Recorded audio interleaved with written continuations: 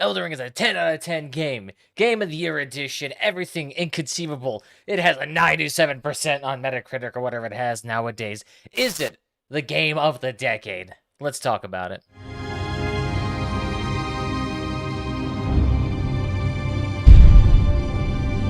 So either way, welcome back everybody. Today, we are taking a look at this nice, lovely game here called Elden Ring. In fact, you may have noticed I've uploaded a couple of videos about it, going over a couple of grinds and guides over various aspects of this game. Now, in the beginning of that, too, I also had a microphone issue where one of the microphones completely died on me, so getting content out there was a bit for a second. But today, I want to actually talk about my overall experience with this game and give it a somewhat interesting review for it, because this is actually my first entry into a From Software game. This is my first entry into the quote-unquote Souls-like games. I haven't played any of the other ones. I haven't played Bloodborne, haven't played 1 through 3, or whatever variety of games out there that mimic this style of gameplay. So this is my first foray into this, and just for those who are wondering, I did play this exclusively on PC, and I exclusively played it with mouse and keyboard. I don't care if there's a console version and if it's better or if it's more optimized for that. They sold it for $60 on Steam. They listed PC as a supported platform. They listed mouse and keyboard as supported options, so it's going to be treated like a PC game. And that has its interesting little quirks with this game, for sure. But beyond that, we're just going to split this up into a pros and cons section here, leaving the cons for the latter part of the video, just so I don't poison too much of the well here with a lot of my negativity here. Because for me, I have a propensity to be negative, so that may bias my review a slight bit here. But at the same time, I also don't want to be overly negative about this game, because this game does a lot of things right that I do want to give its praise for. So let's get started. So first things first, let's go into the pros. This game is absolutely beautiful. I mean, when you first walk out and see the Erd Tree and all of its mighty glory there against the skybox, it looks absolutely fantastic. The ambience that's gone into actually making the world feel unique and alive is definitely there, and the fact that it's super nice and wide open, allowing you to take in a lot more of the environment, is absolutely fantastic. And this is further enhanced by like day and night cycles with weather effects, ambient dust occlusion, think of all of that nature. It makes this game absolutely visual eye candy in a lot of regards. And it's absolutely fantastic, mostly from the design aspect for it. Whoever did the world building for this and the world design for it, A+ material here, let me tell you what. I haven't been this gobsmacked when it came to the beauty of the environment ever since I played something like Skyrim was probably the last one where I'm like, oh wow, the world designers here knocked it out of the freaking park. So absolutely great plus there. Next thing, it absolutely has fantastic immersive sound. Sound design is actually one of those things where a lot of attention is given to it a lot of the times. People just hear it and think, okay, great. It's nothing distracting, nothing terribly great. But at the same time, too, this game actually does a pretty good job at sound design here. From either characters playing their instruments in the distance, and you're like, where the devil is that coming from there? From all the creatures walking around, the trees rustling, you know, grass rustling, everything actually makes it look nice and unique. That I can appreciate a great deal. Because when you're actually sitting there with your headphones on at a decently high volume, not being distracted with Discord, you can just sit there and wander around the environment and be like, yeah, this does feel a lot more immersive in the place. Now, for those who are playing, like, say, on a TV at quiet settings with distracting background noises, you may not be able to engage it as much, but truly give it a try. Put on a set of headphones, turn up the volume so you can actually hear stuff going on, and it feels and sounds a lot more intense. Especially when you're actually in fighting sequences, it sounds absolutely fantastic and a lot more visceral. As for music, it's actually not that bad in this game. I wouldn't say it's on the level of something like Jeremy Soule or whoever does like Star Wars music, because you know that stuff's just iconic. It's super hard to kind of compete with that. But at the same time, the music in here is nothing where it's like, yeah, I'm gonna actually like look for this and buy the CD and listen to it at my own time. It was there. It helped with the ambiance a little bit, but I would never say it's something where it's just like, ah, yes, ah, fantastic. It was okay. Beyond that, they also had absolutely fantastic combat. This is what the Dark Souls games and Souls-like games are known for. It is their combat. If anything they can get right, it is going to be their combat every single time. If you like their combat style, congratulations. This game is hardly any different from Bloodborne and Dark Souls, so you're going to absolutely love this combat as well. If you're not a big fan of the Souls-like combat, it's going to suck then. But they've refined it. It does feel a lot more responsive. There's a lot of different attack styles, animations, spells that you can play around with that actually all interact for a very rewarding and satisfying combat experience. There is some downsides with regards to balancing, but I'll mention that later on. Beyond that, they do have some interesting story ideas. Now, I don't want to say like the story as a whole is great and impressive because I haven't experienced the whole story. I'm like 90 hours in, but again, I still have not experienced the full story because there's just a lot of things to do in this game, and to do everything 100% to experience all the story points as originally intended would take a stupendously long amount of time. And considering that a lot of the time the story plots and points may not necessarily resolve or result in any sort of impact to the world is of another concern, but that'll be later on. But there's a lot of interesting story ideas from the Tree, the Elden Ring. What is the Shattering? What is the Tarnish? What does it mean the grace to resurrect you in this time? What does it mean to be in the lands in between? There's a lot of interesting ideas there. As for the depth of it, a bit questionable.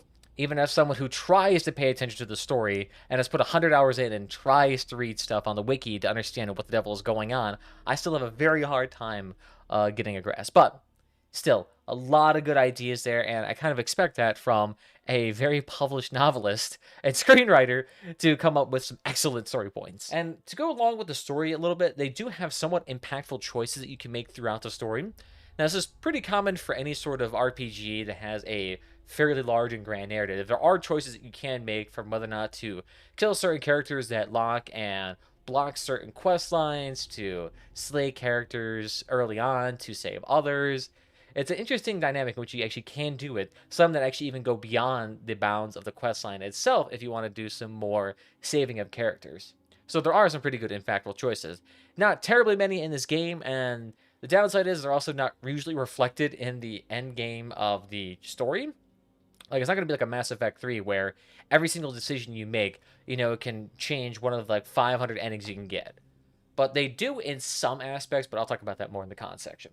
Beyond that, there's also plenty of design choices that actually work with your character. Of course, there's the character creation menu that allows to make your character look absolutely goofy with no regards to realism, which, is one aspect you can go to, or you just make a more standard build there.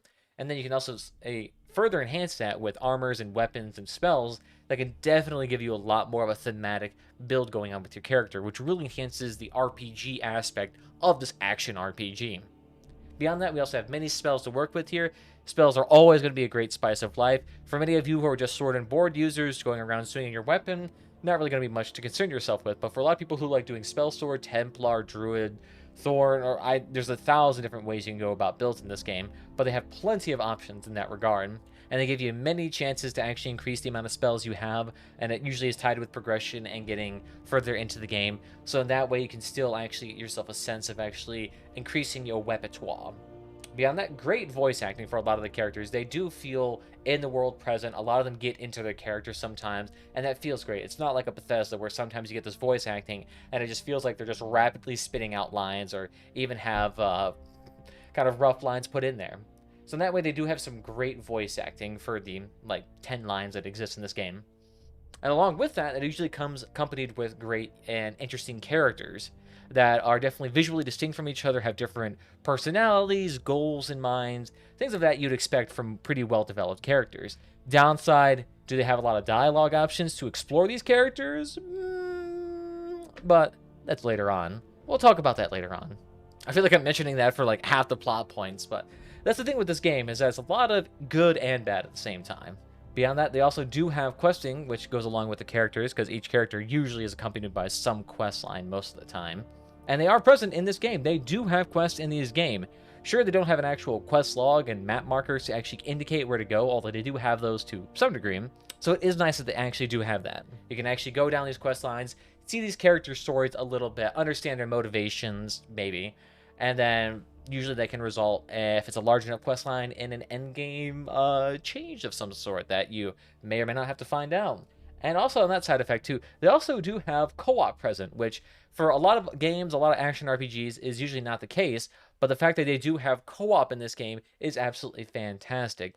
Any friends make any sort of game like this a lot more fun. So actually having players and friends come along to actually interact with the story with you and help out is quite nice. Now, as to the extent of the co-op, well, we'll talk about that later on.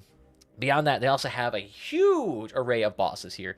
There are, I think, 83 bosses, according to my friend's sources, which doesn't sound very reliable, but considering how many bosses I have personally faced in this game, it is insane how many there are. And there are a pretty high degree of variety within these bosses with different movesets, different spells, and different phases that go along with it. So there's a lot of dynamics when it comes to a lot of these bosses. Now with that too, there's also going to be a lot of repeat bosses, but those bosses also tend to have some minor variations so that it does feel a little bit more dynamic when it comes to it. Beyond that too, they also have an absolutely fantastic, large, and grand open world, a lot of detail, a lot of things to explore out in the open world on your horse, going around smacking things. There's plenty for you to do here, so you won't get too bored of trying to find things to do. No, there's going to be absolutely 1,100 things to do. And in fact, it's a bit more open world too, allows you to engage it at your own pace. In a hyper-linear setting, you can't really not engage with it. You have to engage with it because they sort of impede your way, the progress that you have to make. In this game, you can actually kind of avoid a lot of like the annoyances, and you don't have to engage with it if you don't want to, which can be great because sometimes if you perish in, say, a dungeon sequence and you're almost at the end of the door, okay, well, now you die, and they have to redo that 15-minute sequence. If you don't want to do it, you can pretty much just run past it, and generally you're okay. Sometimes the enemies can be a bit sticky when it comes to aggro and persist for like 2 or 3 minutes longer than need be, but, you know, generally it does enhance the open world aspect. Plus, when it comes to actually, you know, showing scale about that, a lot of action RPGs kind of do need that large and open world map to make a world seem more believable. Now, for gameplay, it might be a bit of an impedance to have such a large open world, but having a fast horse and fast travel option generally makes this not too much of an issue. So for a sense, you actually be able to get the idea of like what a large castle would be, what a large fort would be, what, you know, farm fields and forests and all these little, you know, little ecosystems that can exist within this game can actually be somewhat developed thoroughly in the sense. Beyond that, there's also a fairly simple and straightforward leveling system here. Reminds me a lot of Mountain Blade, Bannerlord, and Warband. Reminds me a lot of those very simplistic RPGs where you just level up a stat, and you can either level it up by training it or by just getting experience in general, and then leveling up how you see fit. So in that regards, I do like that it's straightforward leveling system that's very reminiscent of simple RPGs, and it's a very effective one too. And especially if you engage in some grinding, you can definitely leverage that leveling system to make yourself very interesting of a character, we'll say the least. But I think that's going to be the most of my pros here for the most part. Absolutely fantastic game with regards to a lot of its pros here. There's also a lot of nagging features that I would like to get involved with and into the weeds with. So let's go ahead and engage with those. So cons. Yeah, this is going to be kind of a larger section just because I have more to say. Because as a PC user, using mouse and keyboard, playing a game that was clearly developed exclusively for consoles and then hastily ported to the PC, there is a myriad of issues that anyone who was even remotely familiar with PC would be able to engage with pretty much readily. And just sideswiping it and ignoring it and saying, well, this is a console game, it's meant for consoles. Of course, there's going to be console-related issues. If you're going to sell me a game for $60 on Steam that has, you know, keyboard and mouse support, I'm expecting a polished experience, especially for $60. That is a lot of my life wasted at my job to get this darn game.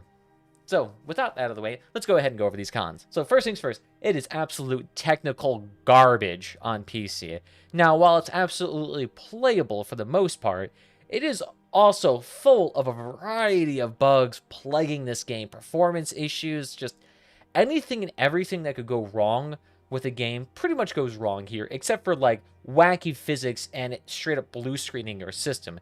It's not the absolute catastrophe, but dang, did they not put a whole lot of work into porting this thing into PC. I mean, even doing something as simple as running around in the game will cause your game to massively lag. I have a 1080 and like, what, a 3600 Ryzen processor? I got 8 cores of whatever at 4 gigahertz, and yet this thing is barely able to utilize like 30% of my 1080. I could be on like 3 generation old hardware, 4 generation old hardware, and yet this game still cannot properly leverage it. What? So even just spinning around a room, running down a hallway, anything, oh my god, your game starts chugging massive butt. And in a game where combat is super tight, it's super responsive, and fractions of a second can determine whether or not you fail a boss run, considering that there's a lot of one-shot mechanics in this game, it is hyper-critical that you get your performance absolutely nailed down. And they just did not seem to give a shit for this console. I mean, the fact that I can go over, like, when you go into your inventory crafting section, the fact that even just, like, hovering my mouse over those icons, causing it to lag, blows my mind. How do you make your menus lag in 2022? How is that even possible? Now, with regards to other technical aspects of this game, the draw distance on this is absolutely atrocious. You'll be walking, you know, in just a basic old field, and you'll see things pop in front of you like that. You'll just see bushes appear out of nowhere, trees out of nowhere, buildings out of nowhere. You'll see, in say, like dark circumstances, you'll see torches appear out of walls, or random world details fill in all of a sudden. It's pretty obvious. The pop-in for this game is just absolutely massive. Which again is weird too, considering this game is still only utilizing like 30% of computer hardware on my system. It's not a very demanding game, and yet for some reason it refuses to go even further. It's probably going to be an engine limitation if I had to guess, or an issue with the way they translated this game from console over to PC. I mean, I even remember hearing the video from Linus Tech Tips where they talked about the Steam Deck and how they actually optimized Elden Ring for the Steam Deck by actually implementing a shader caching system that was not present, so the game wouldn't stutter as much when you rotated around a room. Which, if a defunct gaming studio, I shouldn't say defunct, a studio that does a very minimal amount of game development has to go in there and actually fix your game because it's technical garbage, you know you've messed up. And it's also kind of weird too, because your character has a super high amount of resolution, which makes sense. Your character's always going to be in frame, so keep that boy looking crisp. But it comes into a sharp contrast with the environment, because sometimes you have to interact with doors and pots, chests, or whatever, and these objects will be incredibly low resolution. Like, you'll walk up to a door, and it literally looks like a bunch of pixel art, and your character is just super detailed right next to it, and it's just a huge contrast. It's like a stick figure in front of like a actual JPEG of a wooden door. It's that jarring looking, and it can easily take you out of the experience too. And this is systems that have been developed to actually do dynamic resolution adjustment have been in games for decades. How does this game lack it? I don't know. I don't know. What? Ugh. And this actually kind of ties in with my second point too, is that this game, its UI is not even slightly designed for PC, even in the remotest sense whatsoever. They just hastily slapped probably some like translating layer from console to PC, called it good. And their UI, I mean, it reflects it hard. The fact that you can't even use your mouse in the fucking map section, it's like, what year am I in? But beyond that too, the clunky menu that, for some reason, hovering over a menu icon automatically clicks it, so that if you're using your X and Z key to flip around menus and your mouse to hover over icons, it'll just ping pong and racket over the shit, while also making your game lag too on top of that, which is just cherry on top. Or the fact that you have all these various menus, but I have to fucking flip around in it with the X and Z key to get to my appropriate menu, and then to use my mouse to drag it down, or it's just so clunky and so inefficient. Not to mention too, when it comes to combat, this thing is a huge impedance. It is a huge impedance. This is something that was figured out like a decade ago. Where the fuck is my hotbar? I have like 4 or 5 spells, 2 or 3 potions, like 6 consumables. My equipment menu has like 12 different buttons on it. And yet for some reason, I cannot change the keybinds to it. And I have to use this menu where I have to flip around in it like a fucking textbook. What? I'm in the middle of combat right now. Why the fuck do I have to flip through like 7 pages to get back to my healing potion? Couldn't that just be like a separate dedicated key? Couldn't my cerulean flask be a separate dedicated key? Can my mystic flask or whatever, can that be its own dedicated key? Can my spirit ashes be their own dedicated key? Can my like 17 spells be their own dedicated key? Why the frick they are something entire? I don't even know. It blows my mind, and it makes everything just so clunky. Oh my god. And it's not like you can make this change in keybinds or anything. You go to the keybind menu, you get like 5 options for keybinding. And you basically do have to flip around with the keybinds because their native keybinds are absolutely atrocious. It's clear that they have not spent any time optimizing this UI for PC in the slightest, in any regard. Oh my god, it is absolutely hot garbage for PC users with mouse and keyboard. I'm glad there can be mod support for this, but considering that they're probably not going to have the level of mod support like Bethesda, I imagine it's not going to be nearly as polished of an experience here. And apparently this has been a consistent thing since the first Dark Souls game. And the fact they still haven't fixed that this many years later, what are they spending their budget on? But that's just one aspect of this game where it just absolutely blows my mind. You pay me $60 for this game, and it is like hot garbage when it comes to that. Sure, does it impact the game too much? Does it make the game unplayable? No. But does this make this game just feel a lot more clunky and a lot less polished than need be? Absolutely. I cannot tell you the amount of times I have died just trying to flip to a freaking health potion because there's like 7 or 12 equipment slots, and if you have them even moderately filled, it can take you a decent amount of time just pressing the button necessary to even get to it. Oh, so bad. So bad. But okay, let's go ahead and move on from that just before I don't get too bogged down in that. A lot of cons too are also mostly minor gripes too. Like the thing that like why you launch initially on PC with keyboard and mouse inputs, the fact that the game defaults to utilizing controller prompts on screen blows my mind. Why didn't they change that to mouse and keyboard for PC users? Can it not detect what peripherals I have input? Okay. With regards to combat, that locking function that you have on characters, that tab targeting system that would be reminiscent on basically any RPG genre, any game in the past 20 years has had that system in here. And in this game, it is almost borderline unusable to an unhealthy degree. Not to mention the fact that this game, you're dealing with creatures that fly above, over you, and all around you, and are incredibly fast in some situations. So a lock-on menu like that is absolutely nauseating when your screen is just whipped across left, right in the screen, completely obliterating any sense of where you're at sometimes, especially in tight corridors. Oh my god. Just kill yourself at that point in time. Not to mention, too, that where you're looking also changes where your movement patterns are changed. So if your character just gets jumped over, and then while the boss is also moving around you, it could completely change where you end up actually moving, and you move to somewhere where you didn't even intend to, because somehow, like, mid-dodge roll, your character just does a 90-degree turn to the other side of the map, and you're like, what the... Where am I? Do I have Alzheimer's all of a sudden? Not to mention, too, and if you're dealing in situations where you have multiple enemies, this thing is almost borderline unusable because it just, for whatever reason, it doesn't actually lock onto the person that you actually target. It can rapidly flip between 2 or 3 or 4 enemies at any point in time. Why would you do that? Who designed this system like that? I know it's supposed to be dynamic so that you can actually hit the target that's closest to you and blah, blah, blah, blah, blah. But the amount of times that I have tried to auto-lock somebody and then it targets the bird like 200 feet away on a cliffside. What? And it's annoying like that. You'll get that all the time in this game. And for the largest point in time in this whole series, I try not to utilize that in the slightest. But the issue is, too, for whatever reason, using your WASD to actually move around your character also changes the direction you're looking in, while also having your mouse change the direction that you're also looking in, too. So you have 2 inputs on PC that can change where you're looking and your direction at any given moment amount in time. Who does this?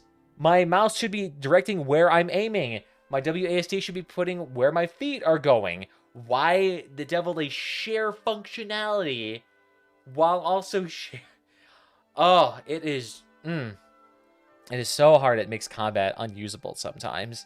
And the thing is, too, you can try to change it where you can tab target between characters, but even then, that's still not usable for a large portion of the time. And the fact that it doesn't lock onto the target until you actually killed it or deselect it makes it incredibly clunky. And sometimes when you're trying to tab away from it and you re-engage it, you press the same button to actually lock onto the target to unlock from the target. Sometimes instead of just unlocking, it then locks to a new target right next to you. Oh my god! What? It is so bad. It is so bad. Where my mouse should be pointing is the first and only thing it should be looking at, and it shouldn't be changing at all in the slightest. Why does it do it? Okay. Okay, cool. Maybe it's just a remnant of the console implementation of this game. It has to be, because it feels like a shoddily hasted over port. Reminds me a lot of, actually, of Saints Row 2 in that regard, because Saints Row 2 had a very similar issue, But I can kind of forgive that game because that game came out in like, what, 2006, 2004? So kind of an old game. Kind of makes sense. Oh yeah, and another thing that really irritates me about this lock-on function, why the devil does this thing constantly try to lock onto enemies that are like not even visible? Your character can't even see this enemy, and yet it'll just like, you'll click the button and then whoop, okay, there's the corner of the building. Why did I look there? I don't know. Is your character omnipotent and is seeing characters through the floor and is just giving them death stare while his knight sits there and shoves a spear up your... I do not understand why that happens, but it almost makes it borderline unusable. And in very tight and, you know, fluctuating situations, those little seconds I have to waste on trying to fix this locking system makes me want to strangle somebody. But beyond that, those are like my most major gripes when it comes to this game. But there are some other ones, but let's go ahead and move on. Next thing, many of the armors in this game, yes, they do have plenty of options when it comes to character, customizing your character and doing X, Y, or Z thing. That's fine. The only downside I would say about this system is that a lot of the armors are functionally the same. In fact, you'll get plenty of armors in this game that are legitimately just the same thing, but with a different color on it. Sure, it has some different lore tidbits to make it a bit more interesting and a bit worthwhile to collect if you're a bit of a lore buff or whatever. But at the same time, too, when you're trying to do things like, you know, manage a build, having armor actually affect your build in some fashion is quite nice. And don't get confused. There is actual armors in this game that do influence it. You can get armor that increases your intellect, or increases your strength, or your arcane, or X, Y, or Z stat. You'll have some chest armor that increases your damage in X, Y, or Z field. By how much? Who knows? This UI doesn't tell you very well. But then beyond that, you get maybe some talismans that might affect it too, that do a great deal of the work to actually affect your build. But for someone like me, I guess I'm really spoiled by a game like Elder Scrolls Online, an MMORPG where gear absolutely plays a huge role into your actual build itself and can absolutely change, make, or break builds a lot of the time. And in this game, there's not really that sort of like dynamic interaction. Sure, your talismans can definitely influence the strength of your build sometimes, but a lot of the times, they don't really make or break builds or do anything necessarily like that. They don't modify anything. What you choose to wear is mostly up to, like, honestly, it could just be visual preference because it's that minimally impactful, or just based on, like, how fast you want to run, if you fat roll or anything like that. Especially with the balance of some of these weapons that can pretty much instantaneously kill you in any armor situation. Yeah, then the armors almost become functionally just cosmetic, which is kind of unfortunate because I feel like it's a huge avenue for RPG elements. Like if they could make it like Elder Scrolls Online, where armor itself has its own like perks, systems to engage with, equip X, Y, or Z thing, and your spell does this now, or changes this damage archetype here, or gives you this stat underneath this circumstance, or enhances resistances, and blah, blah, blah. It does like 1,000 different things where it becomes like pretty much a whole different balancing system in its own end. But at least that way, your choices actually seem somewhat impactful. So that could just be another avenue of exploration that I feel like was critically underdeveloped. But I guess still it is a benefit that you still have all these armor types here that are at least functionally cosmetically different, so you can make your character at least stand out. Beyond that, co-op. This game, it technically has co-op. I did mention that it was kind of a benefit too, but it's also a con as well, because the co-op in this game, it's hardly co-op. It's some dog crap tier co-op if I've ever seen it. The fact that it's just super clunky to engage with beginning hand. You and your friend have to meet up at a specific spot in time, in place, and then you have to have the person drop down their sigil, you got to consume this random item, and then after a minute or so, the icon will appear on the floor, and it'll attempt to summon it. And there's about a 25% chance that summon fails because of some server connectivity issue, and about another 25% chance while actually roaming around the world with this character for it just to immediately disconnect. So in that sense, this co-op is hardly useful, but on top of that, progress is only made for one person's save. The other person who joined into the co-op will not make any progress onto their game whatsoever. So if you have a friend that you're trying to actually like play this game together with to actually experience all the story points, the plot points, X, Y, or Z thing, yeah, good luck. You basically have to sit there and play the game twice if you want to actually do that. Essentially play it twice. You gotta kill this boss on one character, great. Now go into your friend's world, and I'll kill the boss again, great. And then do some questing, okay, great. Now you're gonna do questing for him, and you can see how this game quickly becomes from co-op to just, what? It's not co-op at that point. It just seems more like player-assisted progression or something. I'm not even sure what to call it, But to call it like actual co-op is a disservice to actual co-op.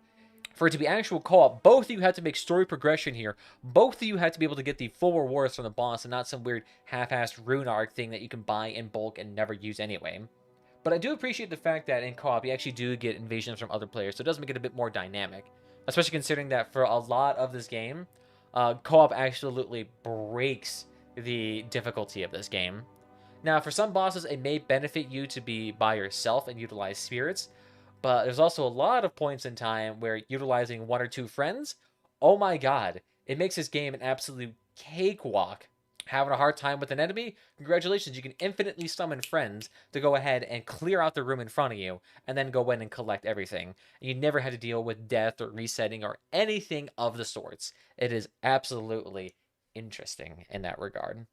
Sure, there technically is a system where they enhance the enemy's HP depending on the amount of co-op players you have in there, but use frost weapons or bleed weapons, and congratulations, immediately done. And on that note too, when I talked about PvP there, PvP is just, oh my god, it is atrociously balanced. I guess this game in general is just atrociously balanced, because there is, you think, okay, this game's actually fairly hard. I'm dealing with this basic ass weapon here. I'm going there slish slash sloosh and throwing up some glintstone spells, not too hard. And then you engage with incantations and sorcery, and you're like, wow, I just one-shot an enemy with a level 1 fireball, and I have like 10 faith. What? Or if you get into the end game and you start getting some of those dragon breath spells, you get the Hoarfrost hatchet in Lineria, you start getting some of that overpowered weapons, and oh my god, this game went from really hard to ungodly easy in 3 seconds. I mean, it took me 5 hours to kill Margaret with like nothing special weapons and ranged weapons and a jellyfish spirit and Rajia. And yet when I get to the end game and I'm using the Hoarfrost hatchet with the, or Ice Heart Stretch, I don't know, whatever the devil it's called, the Frost Axe with the Hoarfrost Stomp, oh my god, the game just immediately became a cakewalk at that point, when every time I used the ability, which was super cheap to begin with, and it would chunk the bosses for like 1500 HP every stomp. And yet, for some reason, when I hit him with my sword and like jab it into the back of their leg, I'm doing like 200 damage a hit. It gets grossly imbalanced and quickly, mind you. I mean, if you engage with sorcery early on, or if you get a couple of choice weapons early on, this game becomes a cakewalk for you, and you don't have to even think about it anymore. I mean, when I started doing those dragon incantations after I sliced the back of that one dragon and got those 5 hearts, you can just go ahead and get yourself the Rot Breath, the Flame Breath, or the Glintstone Breath, and then congratulations, this game became basically a cakewalk. There is definitely some balancing issues in this game that need to be seriously addressed if you want to make this game not an absolute cakewalk. Because while having an easy way to complete this game is nice in a way for people who are just trying to explore it and not think about it too much, for a lot of people, it also means there is absolutely no fun in it in some ways. Because if there's an easily exploitable way to make this game an absolute cakewalk, the temptation to actually utilize it or do it is just incredibly high. Like, why would I mess around with a sword and board shield build when I can sit here, use the ice axe, stomp it 5 times on the ground, and then kill 6 bosses instantaneously in less than 2 minutes? Like, it reduces your frustration, sure, but also reduces the fun of defeating it. Now, you can self-impose that to some degree, but there's always going to be that itching feeling in the back of your head where it's like, but I could just do this, and it's all done. Same issue with the grinding, too. I mean, there are some easily exploitable grinds in this game where you can earn, hundreds of thousands of runes an hour and quickly overlevel yourself to the nth degree. That also makes leveling in this game also seem kind of pointless after a while, because, like, okay, I'm not leveling as fast as I should. Okay, I should just go back to the grind spot. But the thing is, you don't want your characters to do grinding in a single-player action RPG, because that's just incredibly boring and mind-numbing. But making it so tantalizing that it's just ungodly good and you have to do it, then you kind of have just forced their hand in a way, per se. Now, if you're able to exercise some more willpower and completely ignore these systems and not care about it, then it's not really too much of a big issue. But when you're a person that actually likes to think about builds sometimes and optimization a little bit, builds like that and grinds and abuses like that are not idealized. I don't mind there being grinds in this game. I just don't want the grinds to be literally hundreds of thousands of runes an hour when like that completely outpaces the entirety of the game by just a factor of 10 to 100x. On the side note too, with regards to bosses, I did mention that as a pro that there was 83 bosses, but to be fair, there's really only like 10 unique bosses, because for the majority of these bosses, they're just gonna be repeats. Like the first time you defeat that like big slug tree thing that drops a golden seed, congratulations, there's like 8 of those in the game. First time you defeat those weird cat sphinxes that have that weird swinging sword animation that look really freaking weird, congratulations, there's like 30 of those in this game. Or I'm exaggerating for hyperbole's sake, but there's a lot of repeat bosses, which kind of makes sense. It's 83 bosses in this game. But after like the 5th time you face the same boss, you kind of get bored of it. The 5th time you face the Black Knife Assassin, or I don't even know, there's like the Minotaur boss that just turned out to be a generic trash enemy later on down the line. I mean, okay? Or it's even funny because there's just going to be even like basic, regular, easy NPCs in this game. And then all of a sudden they just throw 2 into a room and call that a boss fight. It's like, no, that's not really a boss fight though. What? Not to mention too that sometimes these rewards for these boss fights are not terribly rewarding. Sometimes they do offer unique weapons. True, that is true. But at the same time, you also can find those weapons just out in the wild if you get lucky enough with a drop. Like if you just kill random NPCs and then, oh, they just dropped a weapon that I got from a boss. It almost kind of devalues the value of these bosses in a way, or the benefit of going after them. But too, with that, you also do get a lot of challenging bosses that do offer you a nice bit of variety. So I don't want to say it's all bad, but the benefit of there being 83 bosses is definitely lessened when there is so many repeats that are not creatively changed between the two. Like, there's only so many ways that you can fight the same slug boss before you realize, oh yeah, this is the same, literally exact same moveset boss from last time. You just copied and pasted into this game. Like, that isn't boss development there, but cool, thank you. I can defeat the same boss again using the exact same method and get a free item. Why not? Now, with regards to the balancing section too, there was the thing I mentioned about like intellect and faith builds being incredibly powerful with their incantations and sorceries.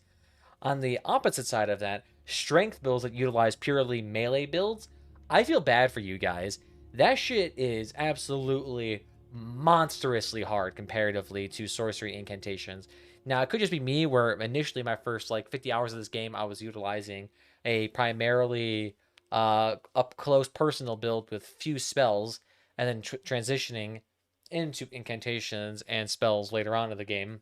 The first part of this game, not utilizing spells, that is incredibly hard and full of a lot more depth than the latter portions of this game when you start getting those very overpowered abilities. And it even becomes a meme in a way too, where it's like if you want to play this game and you want to have a challenge, then you do it on a strength build, you know, sword and board, and you face the boss 500 times and still manage to not win it. So it's kind of like that. So anyway, I would like it to see that it actually brings strength, dexterity build back in line with all the other build options within this game. Because you don't want there to be a situation in which you have a really good build and then just a variety of builds that don't even get close to the other efficiencies of the other. Because in that way, there's going to be a huge temptation, there's going to be a huge devaluing of those other builds that are not those optimized ones, if people actually care about that. And a lot of players actually care about how well their build performs. So there's clearly a one shining star amongst a sea of mediocrity or even crap tier stuff. Then, of course, people are going to gravitate more to those overpowered builds. And then that leads to a lot of stagnation and fatigue when it comes to the fact that, oh, I played sorcery for the last 50 hours and it basically one-shot at all bosses, and now I'm bored. Kind of happens when you become overpowered. It's like when you sit there and, I don't know, cheat on any sort of game, it kind of devalues the overall experience. There's also an interesting situation in which the rewards in this game are not really balanced terribly well. There'll be some situations in which rewards will be great. You'll get a very nice talisman. It'll be incredibly impactful. It'll do this, that, and the other. And there'll be some times where it's like you get a resource to upgrade your weapon, but it's like 1/8 of the resource that you need to actually upgrade your weapon from like +10 to +11 or whatever. So in that regard, rewards can be very inconsistent in that regards, and progress can be impeded by that to some degree. Like if you're using a generic weapon that only uses regular smithing stones, your ability to actually reach max level with that is going to be severely hindered. If you use a regular old weapon that uses somber smithing stones, like a, boss weapon, congratulations, actually getting that to like high-end stats, going to be considerably easier and generally is considered a lot less balanced. That, unless you utilize a lot of the crafting system within this game, a lot of the rewards that you get just going around and about is usually not very helpful. Because the thing is that utilizing things like cracked pots kind of mess you up when it comes to poison buildup and all of that. When it's not really necessary, you just make arrows and shoot that. Congratulations, the downsides of cracked pots immediately go away. Or utilizing things like greases, I can't even use that on the majority of my weapons. Like if I have a Ash of War on my weapon that does X, Y, or Z thing, congratulations, I can no longer utilize a grease.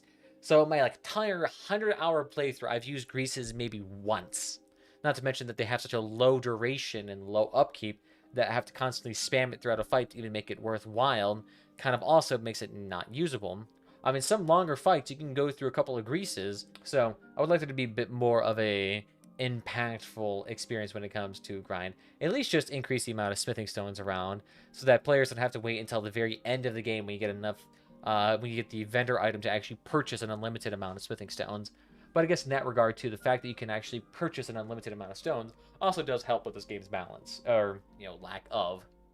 Beyond that, this game itself does a very terrible job when it comes to actually telling its story, actually explaining the world, your role into it, anything of the sorts.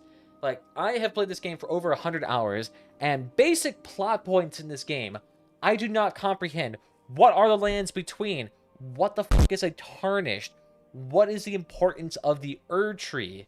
Like, all these huge, relevant plot points here, and I only have a vague notion of what they should be. I don't have this actually clearly laid out. Now, I can kind of guess it based on dialogue options here, but considering that the dialogue options in this game are far and few in between and fairly paltry, it is very, very, very difficult to understand what the devil is going out in the world.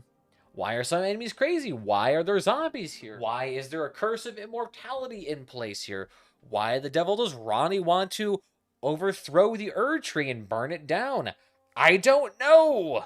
And of course, yeah, there's spoilers there, but considering that the majority of you have probably not even noticed there was a questline in this game, you probably don't even know what it is. And in that regard too, this game, I feel like it relies heavily upon guides, because unless you utilize a guide in this game, the chance of you missing really big plot points, really big options that impact the ending are incredibly high. Like, I didn't know how to figure out how to finish the Ronnie questline for the longest time because you have to go to one specific site to do one specific action, and that unlocks the potential to go to the rest of the place, despite me already exploring that zone thoroughly before. Now, YouTubers and other that may be able to make it seem a bit less thorough, because they have, people in chat and comments actually guide them through this experience.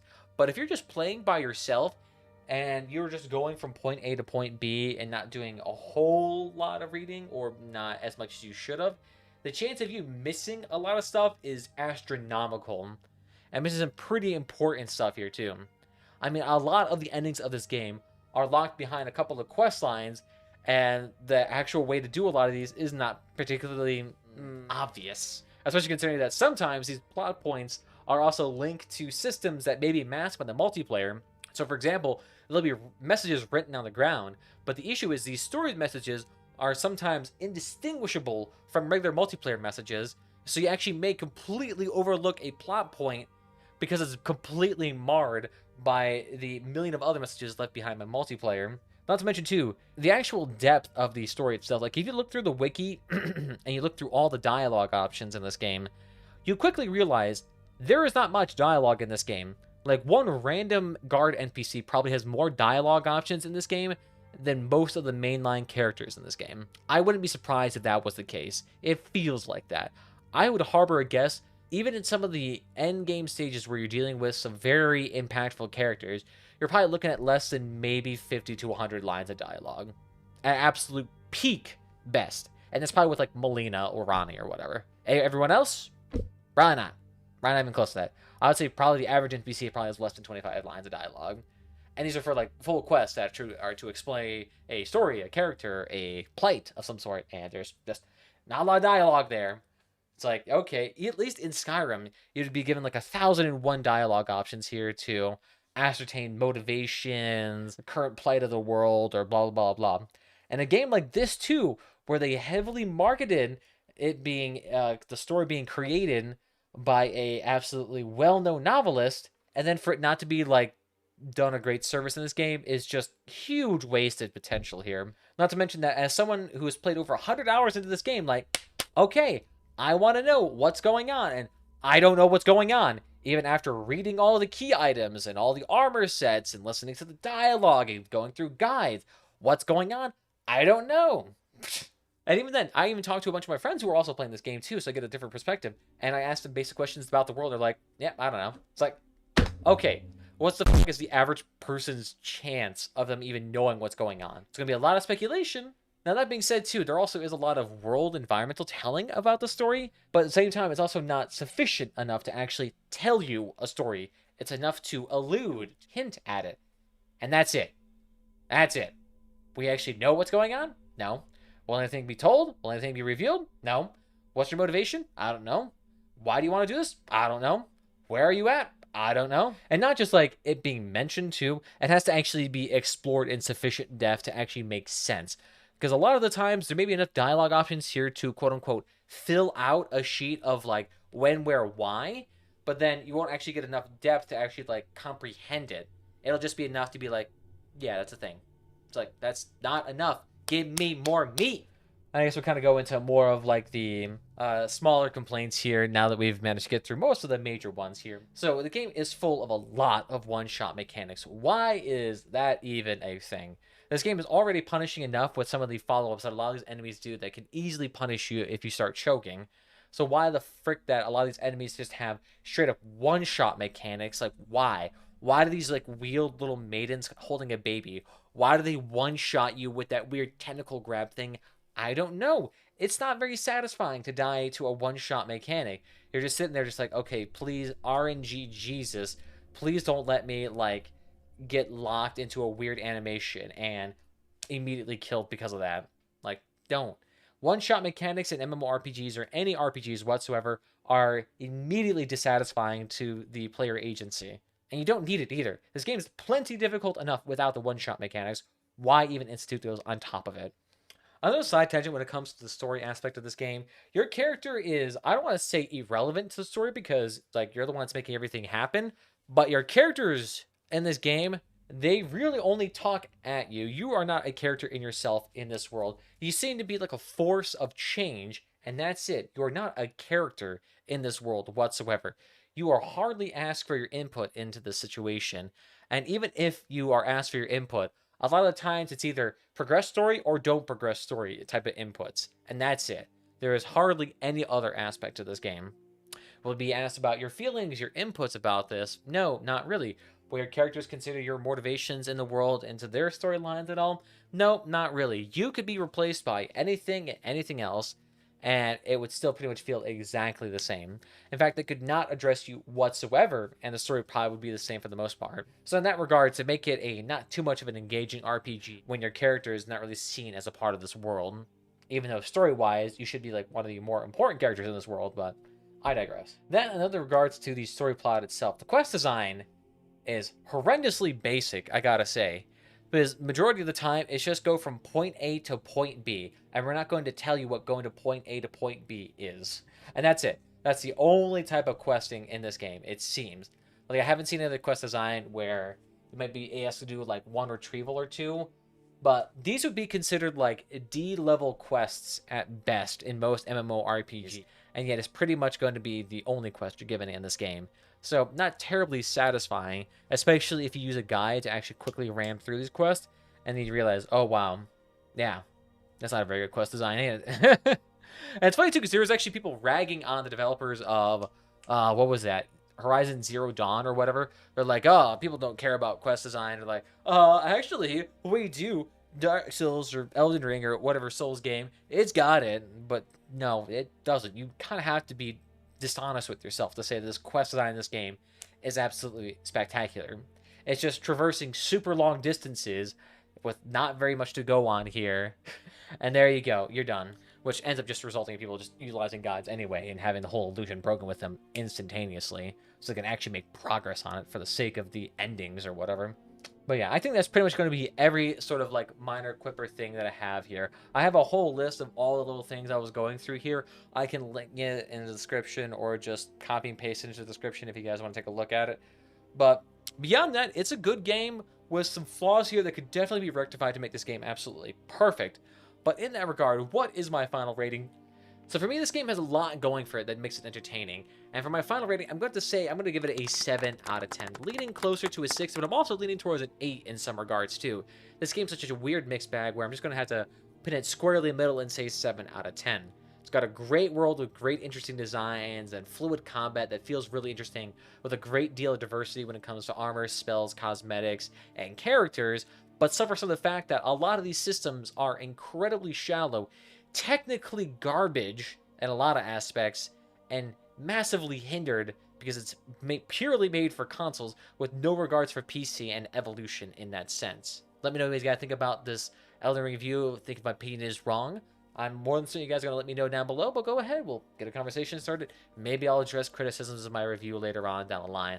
But other than that, guys, I want to thank you all for joining this evening. If you had fun, follow our platform is your favorite. We're on that YouTube, we're on that Twitch. We also have Twitter and Discord down below if you'd like to get notified whenever we go live, as well as just join the community. But beyond that, I want to thank you all guys for joining me this evening, and I'll see you guys next time. Bye-bye.